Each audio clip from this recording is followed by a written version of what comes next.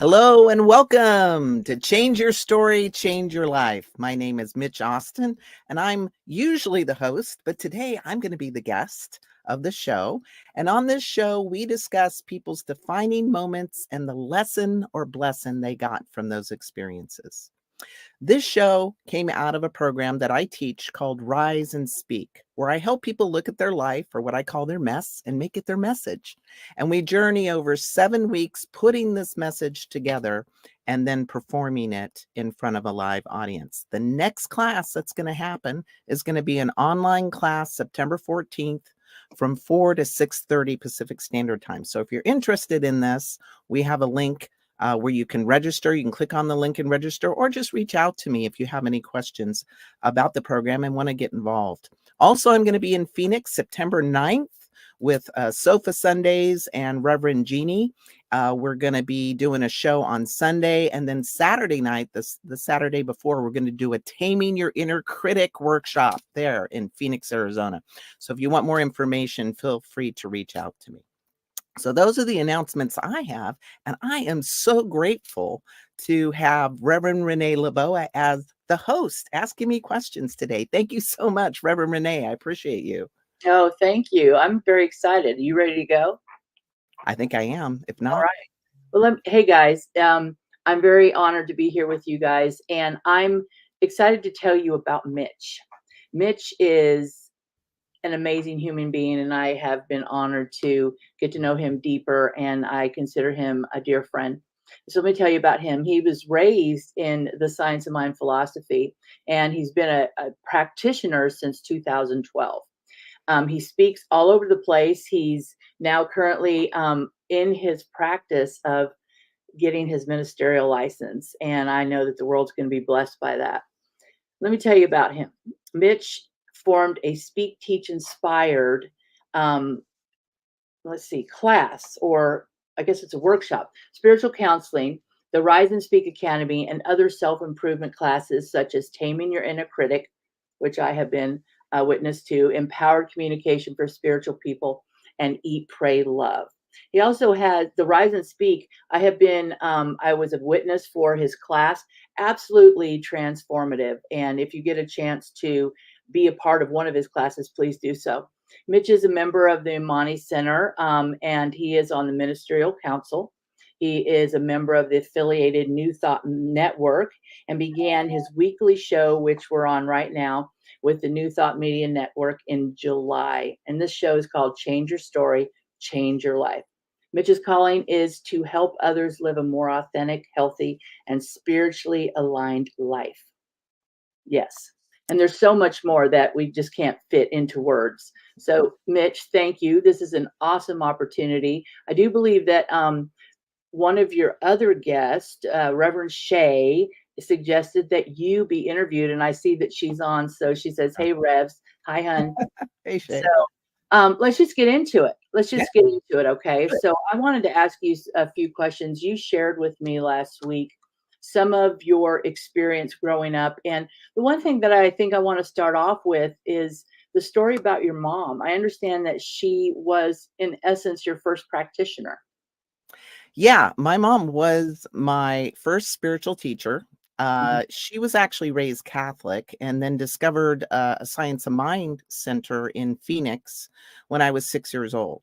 And I had never been to a church until she discovered this center. And it was the first church I went to was a Science of Mind church. And it was also the first time I ever spoke publicly was at that church. They had me do a reading as part of the holiday. So it's kind of interesting, full circle unfolding.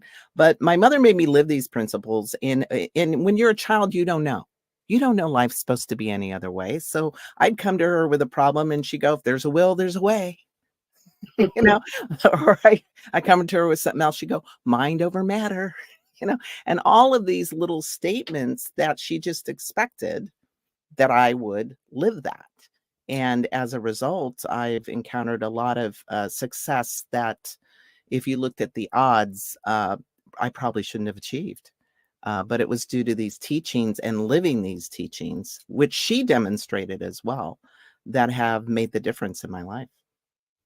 Tell me about your relationship with her. other than the teaching, and how she has been an inspiration for where you are now. Yeah, my mom she actually survived World War II. She was on her own at 14. She came to America through Ellis Island, and English was her second language. And she had me here in the States. But she was really a very fiery woman. She didn't really let anything hold her back, even though she had a lot of health issues. But it ended up, we left my dad when I was 7. It was kind of her and me against the world, kind of thing. And we were very close. We could finish each other's sentences. When I was a kid, she would call me home just by thinking about me. That was her way to do it. And I remember I would just go, "Oh, I got to go home now." And I would just go home, and I would walk through the door, 10 minutes later. So we were very blessed to have a close relationship. It was not an easy relationship, but we were able to get through a lot of things. And towards the end of her life, we were extremely close. Yeah. Extremely close. When did she pass? She made her transition in November of 2007. Yeah. Okay. I know that we're going to get to this later, and we're going to talk about your transgender story and journey. Was she part of that? Was she instrumental, and how did she support you through that? Well, it's interesting because, one of the questions people often want to know about, fun fact that I am a transgender man. So some people in the audience may not know that. I was born into a female body.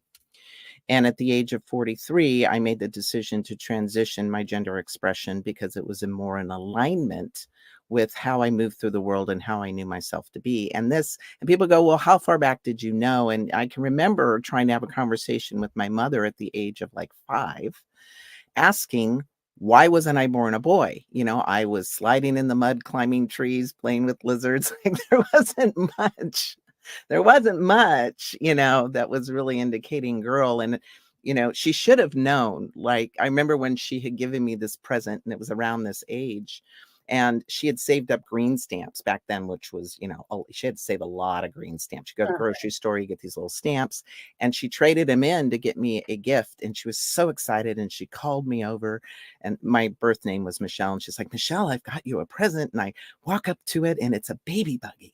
And I'm so excited, and she's excited. And I look in there, and I take the baby, I throw it out, I jump in it, try to ride it like a go-kart. It collapses down. She's disappointed. I'm disappointed. And for 2 completely different reasons. So, there were clues. I had, and when I asked her this question, I might as well have asked, why was the sky blue?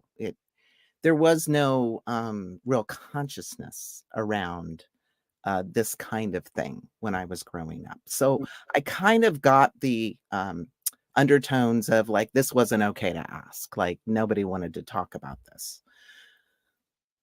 So I just kind of moved on and tried to do the best I could do. Was she part of your transition journey? Was she still No, she wasn't. Actually, what happened was later in life, around my late 30s, a lot of documentaries started to come out around transitioning, and I couldn't stop watching them. Literally, I could not stop watching them. And I was starting to reconnect with what I knew so long ago, that those parts that I had pushed down. And I tried to have a conversation with her. I might as well have again asked, why is the sky blue? But what I also recognized at this point in her journey, she was so sick. Like, I didn't know how much longer I was going to have her.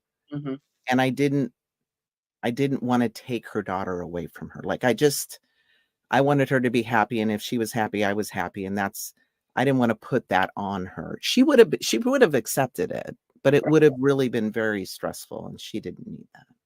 So, do you think that your spiritual experience or your spiritual expression has changed since you transgendered? Has it affected it in a more positive way?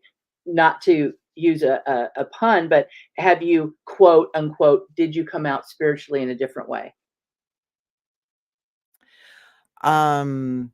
well, here's what I will say is true from my experience. And of course I can only speak to me.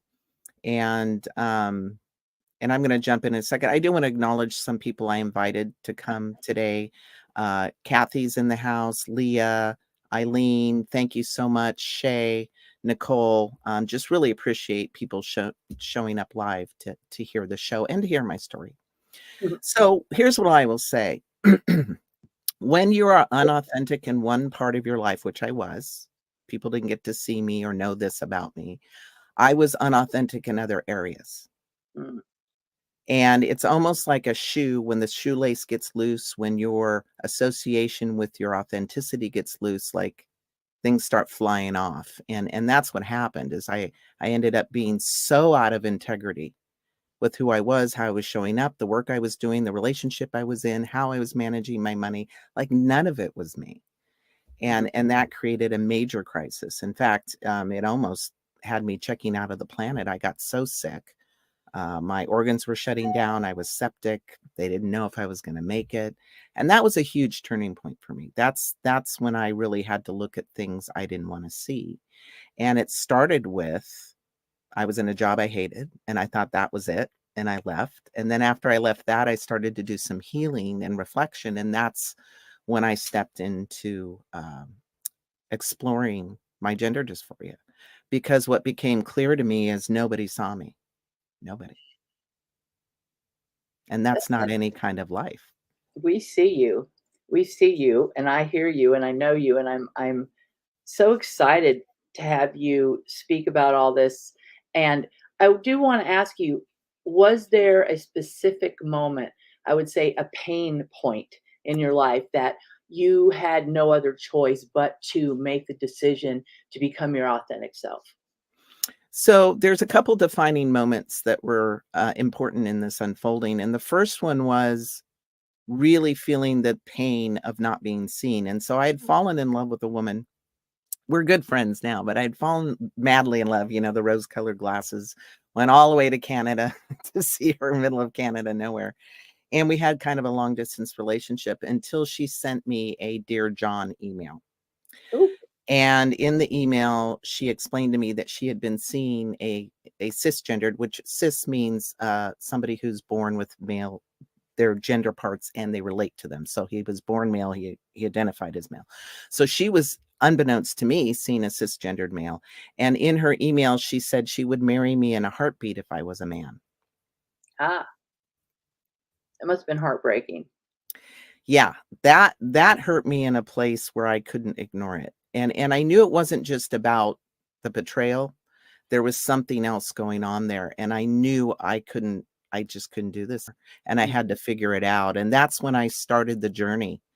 That's when I started to get some help. I went to a support group.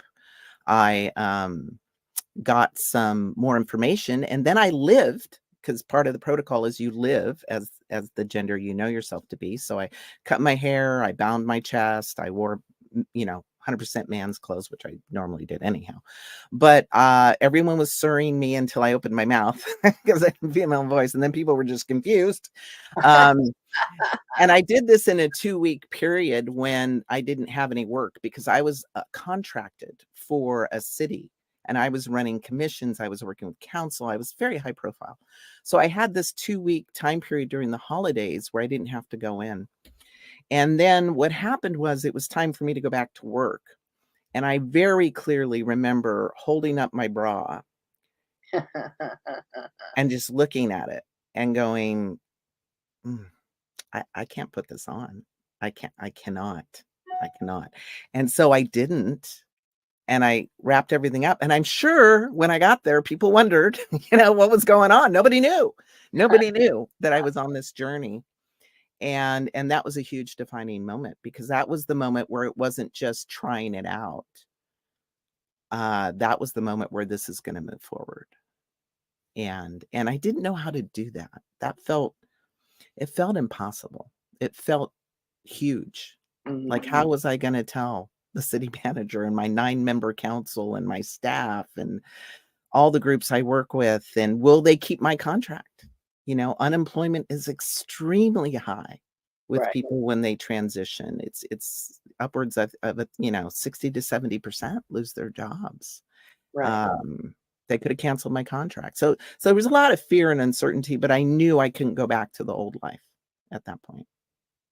I love the truth in that, because there comes a point to where it's more painful to stay in the pod than it is to come out. It's almost like you outgrow your shoes. They no longer fit and you can't go back. Correct. So I know that we're coming up on a little break, but before we go to break, I want to ask you, what is the most proud moment of this period of time when you made your transition? It was after your mom passed, and here you are, really upside down in your entire life to step out into your authenticity. What was that defining moment? Oh, I guess here's what I will say. That's true for my experience is people know who we are. Like who we are speaks so much louder than our words or even our gender expression. And as I was doing this on the job, people showed up for me. People supported me. People like shielded me. There was one moment in the city managers, they have a department heads meeting where the police chief turned to the public works director and said, "You tell your people, if anyone messes with Michelle, I'll be watching." Like he knew there were some people there who might really try to do something. He didn't have to do that, you know. So I guess I'm just grateful that I showed up in a way that people wanted to support me. And if there was any pride in that, I guess that, I was doing it. We are getting ready for a break. And so I want you to think on this. If your life was a book, what would be the title of that book? Okay, I got one for you. Yeah. Okay. Make sure you come back. We're going to have Okay, about a great. 2-minute video. Sounds good. As an audience member, I was struck by how well prepared these new speakers were. Dig into the pivotal moments in your story, in your life, and then express them, process them in a way to where you can share them with others and really share in a meaningful way for you and for those who are hearing your story and things that really matter to you and matter to the world. I saw in myself and in my cohort, oh my God, such wonderful, wonderful breakthroughs, such wonderful healing. And that is the blessing of Mitch Austin's class. So go ahead and sign up.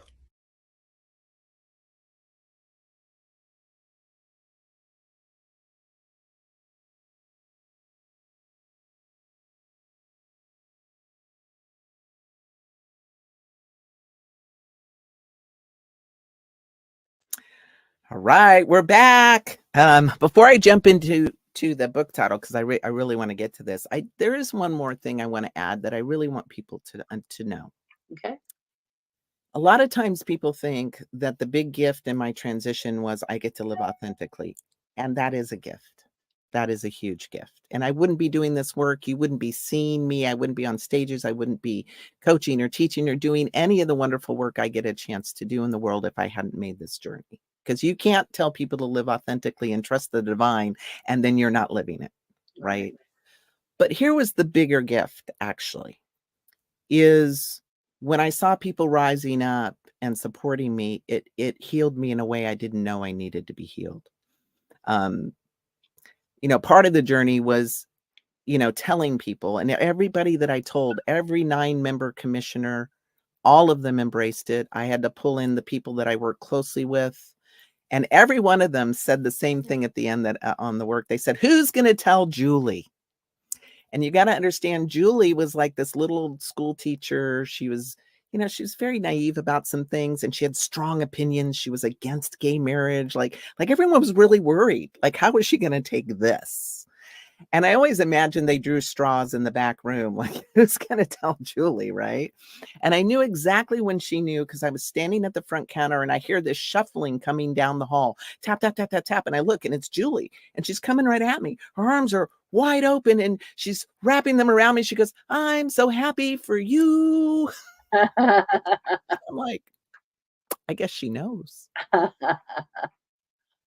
it was in that moment that I appreciated that, and I didn't up until this moment, that people have a great capacity to love us, even if they don't always understand our journey, Mhm. and that I could trust people. And I didn't. I didn't up until that point. And the kind of trust I didn't even know existed in the world for people I barely knew. And that changed me, that healed me, and that has actually helped me do the work that I do today. So Let's talk about the title of your book.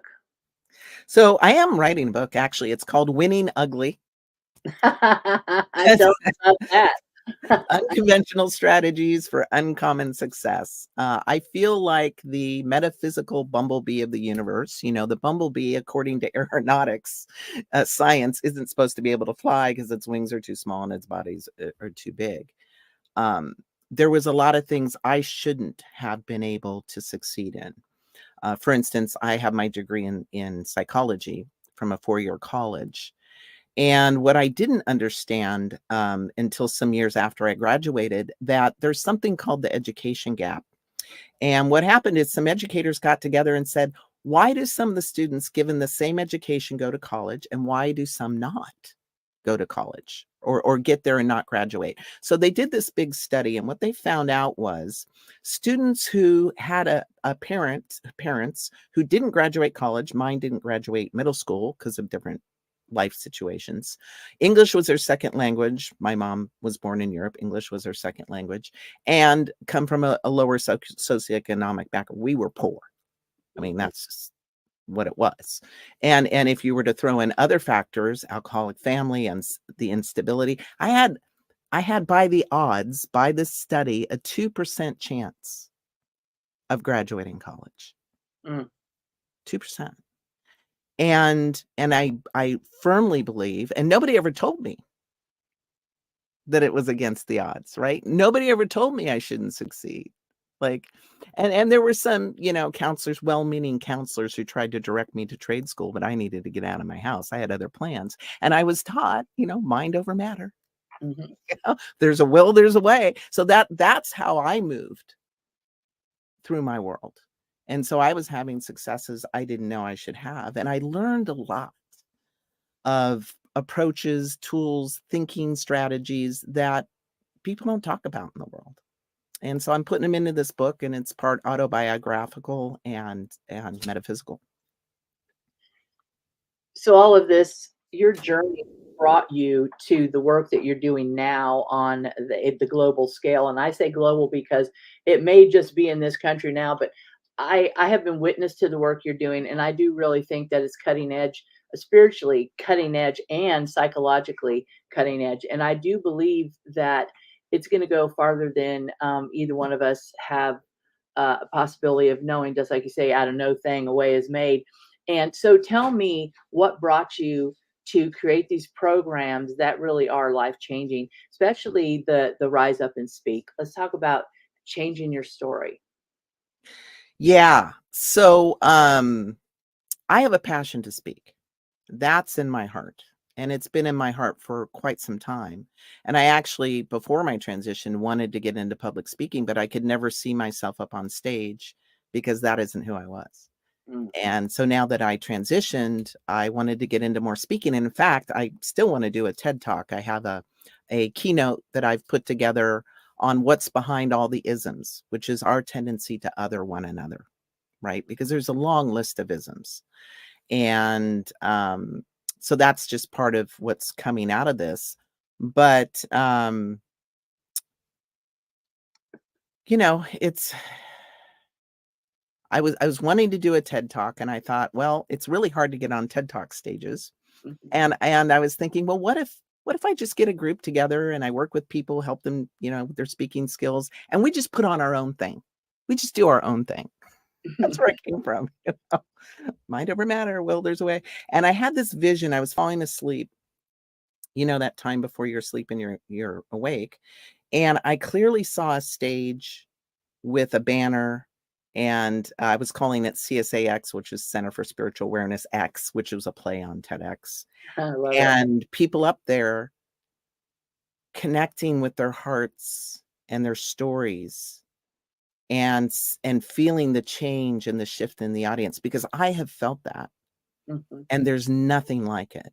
And a lot of times people say, well, I can never get up there and do that. Here's what I know.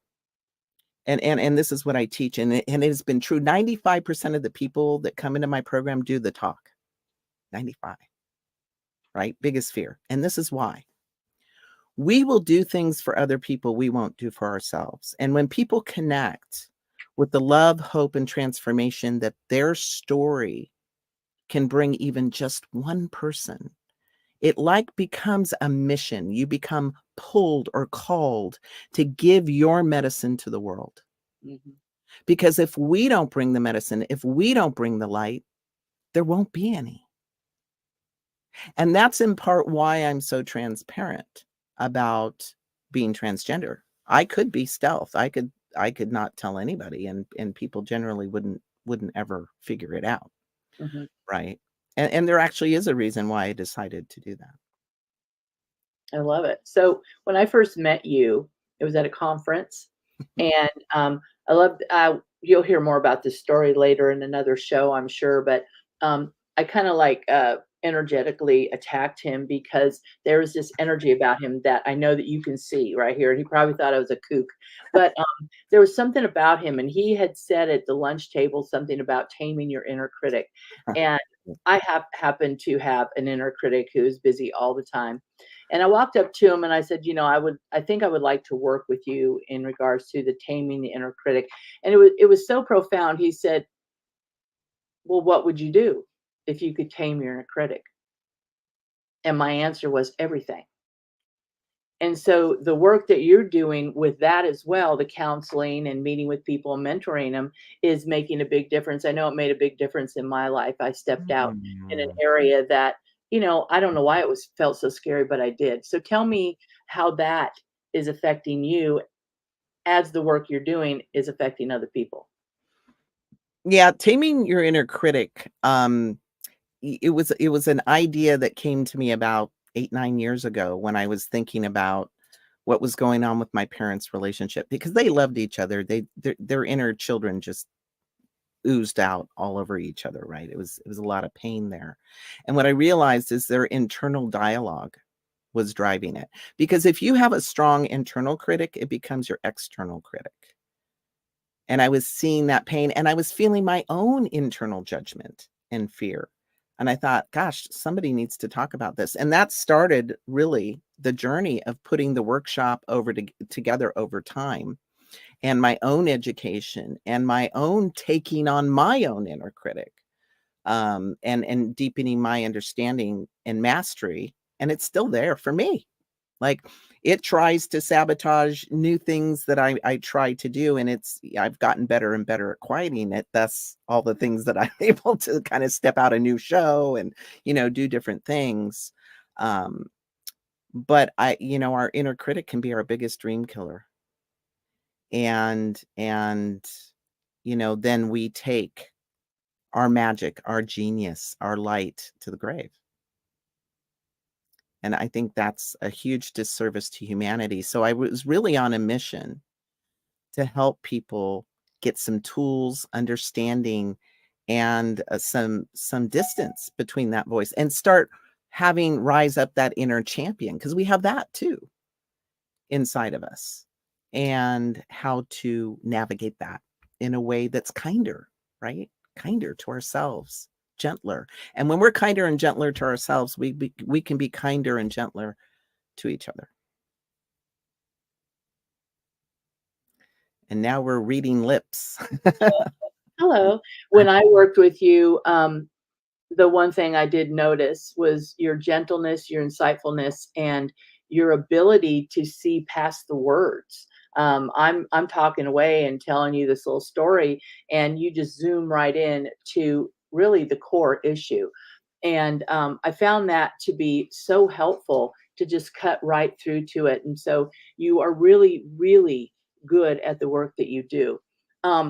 I also want you to talk about your new program, Eat, Pray, Live, based Uh, on your health journey. oh, So, wow. Yeah. Yeah. Whew. mhm, So about a year and a half, almost 2 years ago, I had a health condition pop up that um, doctors couldn't diagnose. I had migraines. I had brain fog so bad I couldn't cook because I was leaving burners on. I was leaving groceries in the car. The leg muscles would twitch uncontrollably. I couldn't walk but 30 feet and I'd break out into a sweat. I was weak. Nobody knew what was going on. All they could say is my inflammation markers were through the roof. And I had some things happen at work, and when I met with a neurologist, he said, "Oh, well, this seems like a trauma response," and I thought he was full of it. Turns out I think he was right, but I didn't know it at the time, and I began to wonder, like, is this gonna be my life? Am I gonna go on disability? Like, I couldn't function. And then I remembered our teaching, there's a power for good and we can use it. mhm, Mind over matter. If there's a will, there's a way, and so I said, "You know what?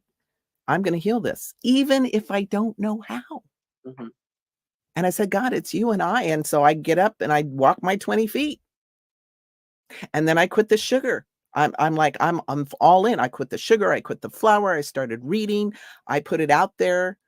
I prayed. And when you pray, the book shows up, the Mhm. resource shows up. I had an energy healer I went to. She goes, "Well, how motivated are you to heal yourself?" And I said, "Look, if you told me to eat long grass right now, I'd go out and do it.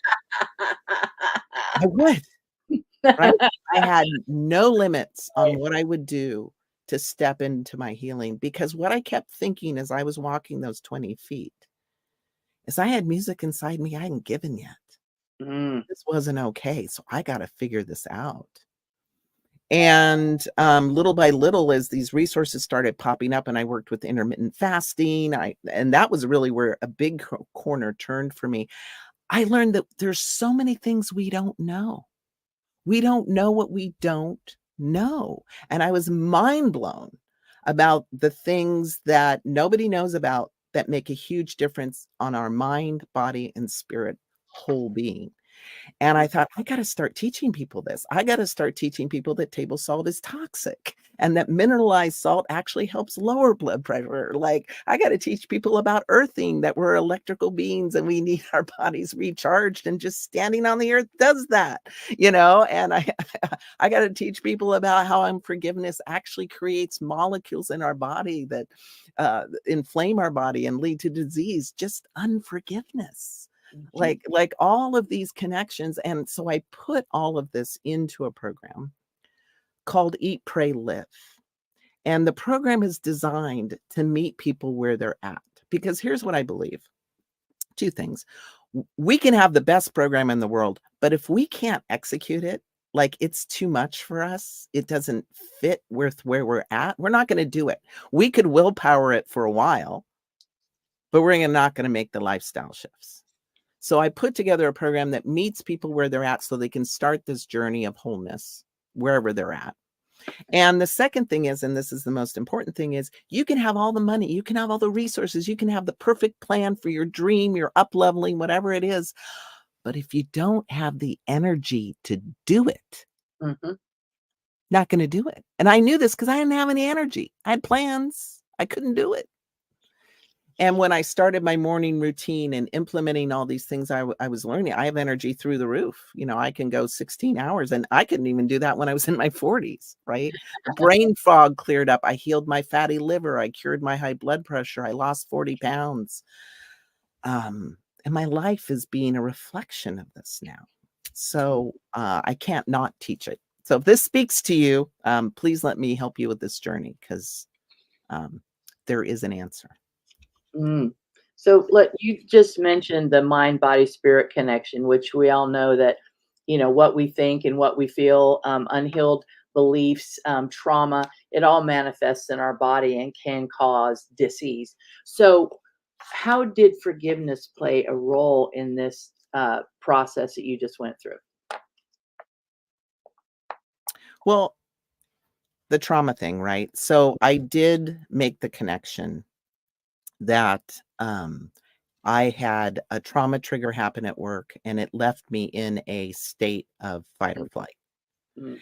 And this was connected to the trauma I'd had as a child that was unresolved. And our issues live in our tissues. And I didn't want to believe that, right? Because I'm going to fix this, right? I'm that person. I'm going to fix this. This isn't going to beat me down. This isn't going to get the better of me, right? I thought that was done. Mhm. But what I realized is it wasn't. And I had to forgive myself for not facing some of the trauma healing journey I still needed to go on. So there was a self-forgiveness component that I needed to engage in, and to get out of denial that there was still more trauma healing to do. And it's okay for us to say that. Mhm. It's okay to admit that. And it's not even just okay. It's healing. Mhm. It's healing. And I think it's necessary for a lot of our journeys, whether, it's whatever kind of trauma. I think if you live long enough, you've experienced something, right? Mhm. And to truly release it, you have to own it first. So I own 100% responsibility of healing that. So Eileen says Mitch is a great partner to work with. I love working. Oh, thank you, Eileen. I Thank you. agree. I love I working agree with you. completely. Thank you. Love this eat, pray, live. That's what Shay says. Me too. I want to get in on that. Absolutely. Forgiveness is a word that we all hear. It's a great concept, and yet even harder to implement. So, what were the steps you took? Can you share a little bit about how did you actually go about not just forgiving yourself, but forgiving those who in your life may have been a participant in your journey of Yeah. pain, I guess? Yeah. So my father was kind of my teacher, but not in a way that anyone would ever typically sign up for, right? He was a severe alcoholic. And I come to find out that he suffered from something I didn't even know existed, and I'll share it here because I think people need to know it exists. It was sadistic personality disorder Mm. is part of his mental unwellness, and that's a situation where someone gets pleasure by exerting their power over someone who's powerless. Mhm. And he would do those things. And so to me, my father, when we left at 7, was just this scary, monstrous figure that I didn't know. And what would happen later on in life, I thought I had escaped addiction, but I hadn't. And I remember very clearly being in my backyard reflecting on my life. I was showing up as somebody I didn't even recognize. The kind of anger and the decisions I was making, I was a mess. And I was in my own personal hell because of it. And then I thought about my father. What kind of hell was he in with his addictions? With having had to fight in the war as a Marine Raider and kill people without making a sound. Like, he had his own personal hell going on. And it wasn't personal, the things that he did. He was broken. Mm. And he had no help. When people came back from the war then, they didn't have Wounded Warrior. They didn't have anything Mhm. except booze, Right. really, and the Yeah. drinking buddies. So I began to think about his pain, and I began to recognize that I couldn't forgive myself because a piece of him lived in me until I forgave him. And I didn't know how to do that. Yeah.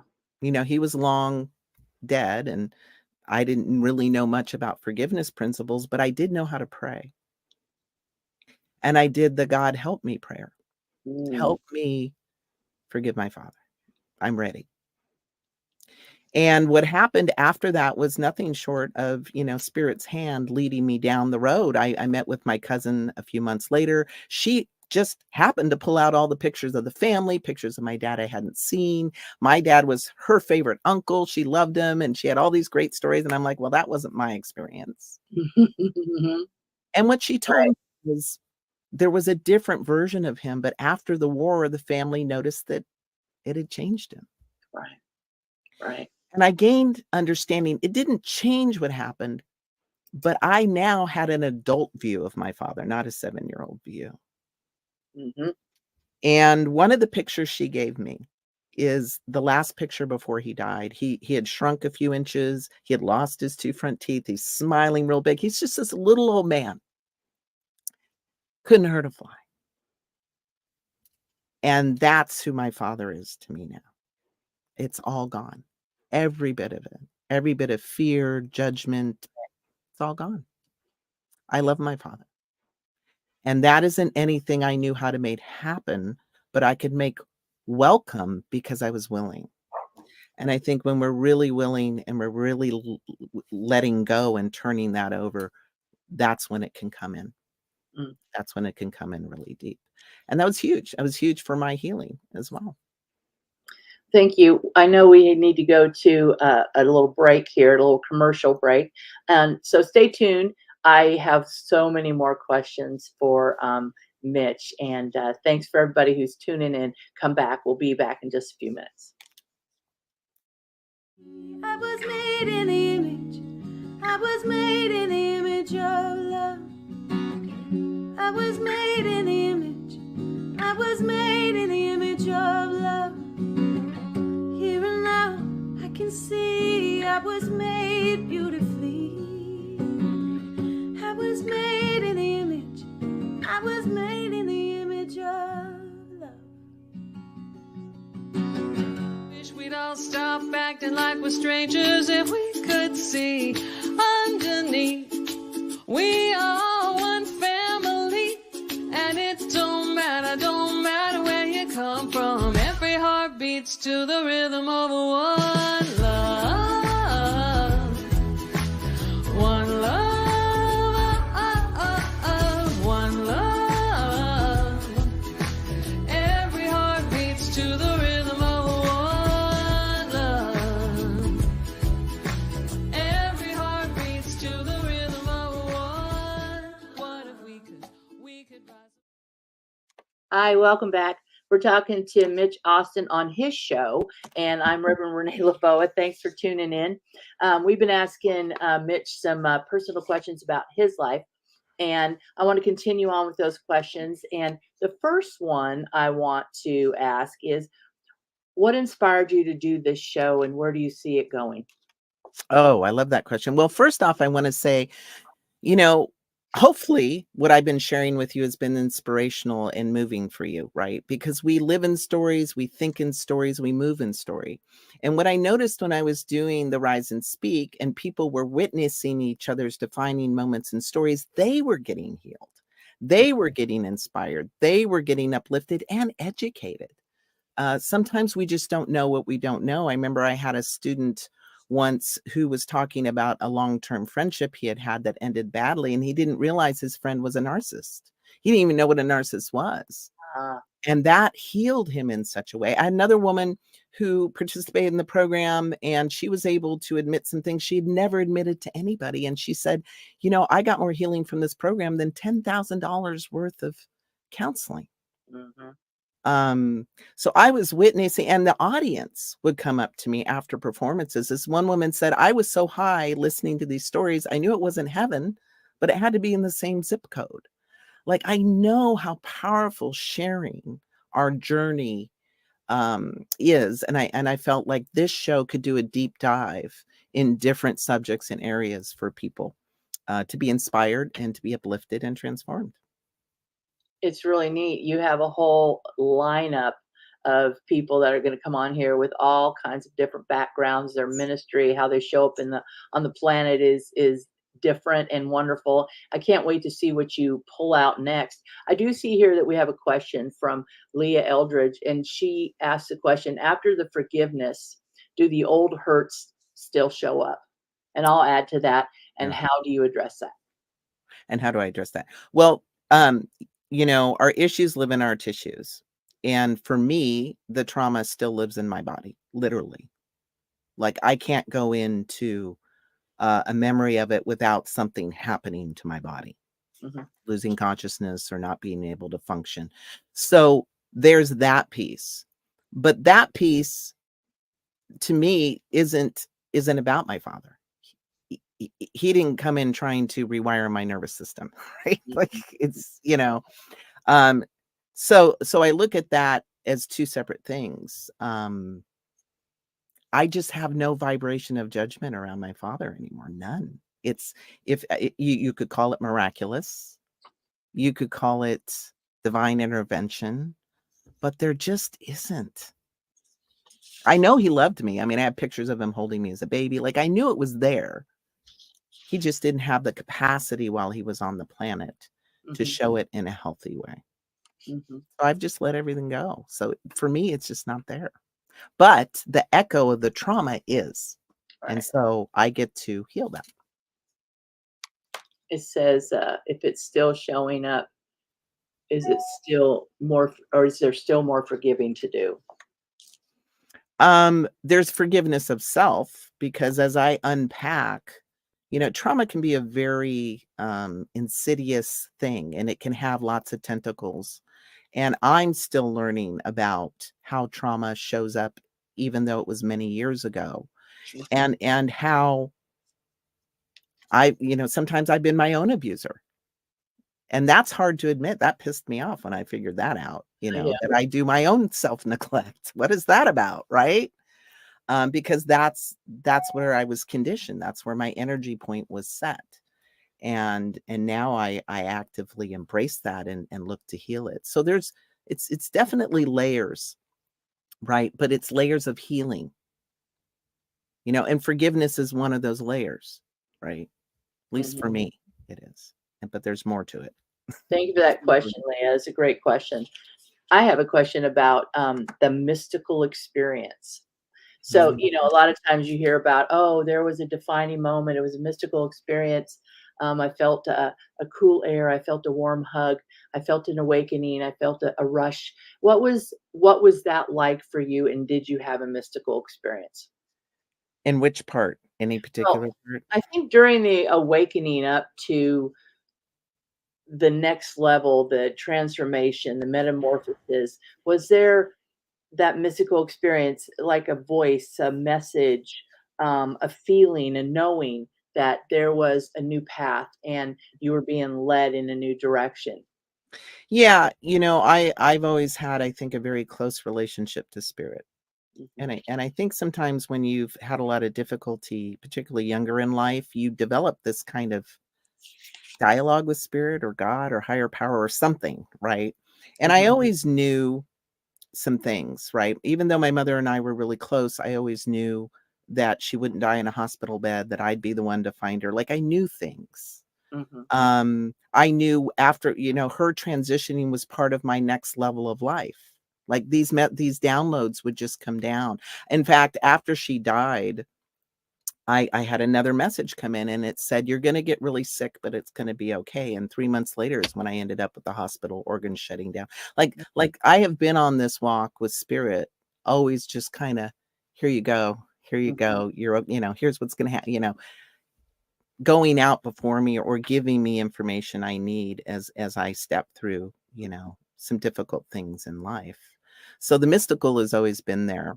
And in particular, after my mother died, it was a very dark time for me.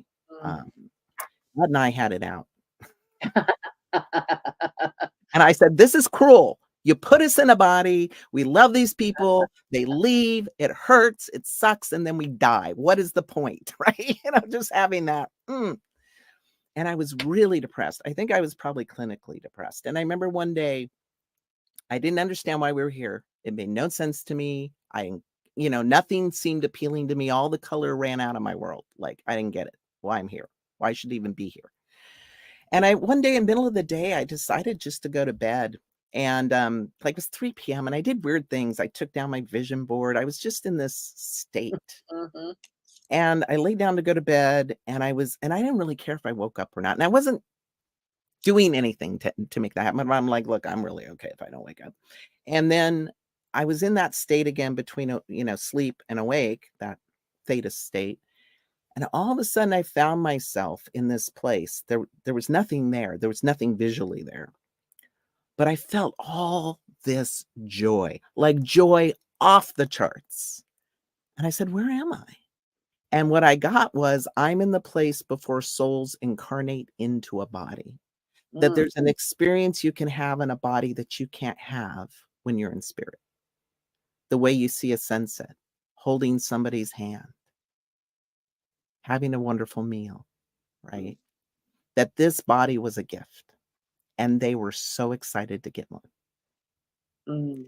And what I'll tell you is, when I woke up, it wasn't all rainbows and unicorns, but something in me shifted just a little bit to start connecting with that idea and to start healing with my relationship with being here, right?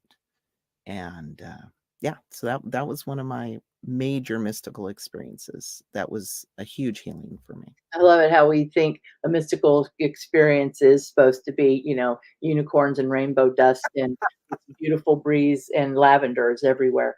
So if you could go back and tell your younger self something, what would that be?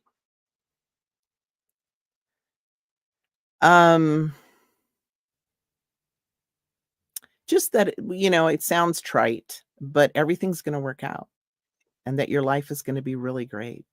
It's going to be greater than you can imagine. And you're going to get so much help along the way. And you don't have to be afraid. You don't have to be afraid. You said something to me the other day. I'd asked you a question, and you said to me, see the end, keep the end in mind. Start with the end in mind. Start with the end in mind.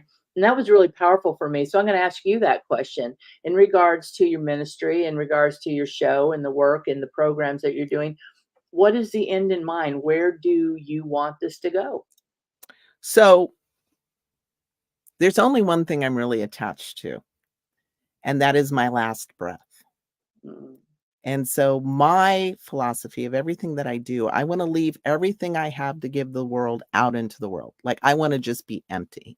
I want my last breath to feel like I did a good job, that I loved courageously, that I gave generously, that whatever gifts I had, that I put them out there with everything that I have.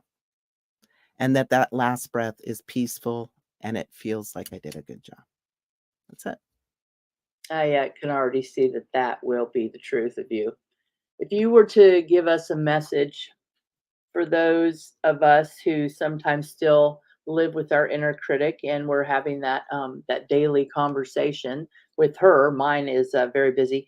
What would be that message that you would give right here, right now, for those who are still struggling with that first step into the courageous step through fear? Well, the inner critic isn't the enemy. It's a piece of you that wants to take care of you, but its version of safe is pretty limited, Mm-hmm. or it's pretty torturous. Only do what I tell you to do and nothing else, right? Or don't take a risk because of what people might think and say. Imposter syndrome is a big deal. And I was doing a workshop at the SOAR conference, a rogue workshop, an underground workshop. I had a few people around the table when we were doing it. And this one woman had expressed, this imposter syndrome that, she worries about what other people think, and then they'll judge her, and then it'll affect her reputation. And I simply turned to her and I said, well, who are you? Are you the judgments of other people? And she goes, well, no, I'm a piece of spirit. I said, okay, so when is spirit ever not enough? Because that's who we really are. Right? And when we embrace who we really are, we step into our power, because who we really are is limitless power, limitless love, limitless intelligence, wisdom, knowing. When we stand on that, the inner critic has no jurisdiction. I like that. No jurisdiction. That's beautiful. So any dreams, any challenges that you want to like tackle? Actually, I don't like the challenges part. What dreams do you still have? I want to get on a TED Talk stage Woohoo! I support that. I see that. and talk about the power of stories and represent all the brave people who've taken my program. Because I feel a certain responsibility to carry their heart, their love, and their light into the world in a higher way. And to get us talking, can we please take off the mask? Can we please share our challenges and what we're going through and the light of hope we all carry? We all carry it. Mm. But we got to be willing to be vulnerable. We got to be willing to be seen. And that means trusting. And I Yep. guarantee you when you do it, it'll change you in a really good way. It will change it. And just having you in my tribe, someone said here on the comments, they're so blessed to have you in their tribe. And it is a tribe. We are a global tribe, right? True. I see that we're coming to the end of our time together, and I just want to turn it back over to you. And what do you see in your future? What's coming up? Well, I am in my own business now, Speak, Teach, Inspire, and it's a culmination of the public speaking I do. I'm actually picking up more and more spiritual centers.